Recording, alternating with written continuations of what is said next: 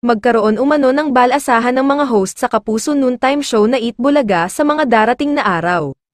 Baka i-schedule na raw ang ibang hosts dahil may ibang shows na silang tatanggapin. May mga papasok din daw bilang co-host sa Eat Bulaga.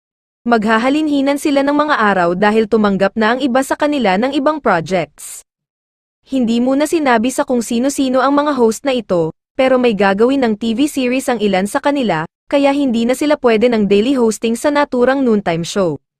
Sina Paulo Contis at Isko Moreno talaga ang nakaposting hosts kaya kailangan sila mula Lunes hanggang Sabado. Kasali si Isko sa Black Rider ni Ruro Madrid, pero aware ang production na magbubulaga muna ito bago siya tumuloy sa taping.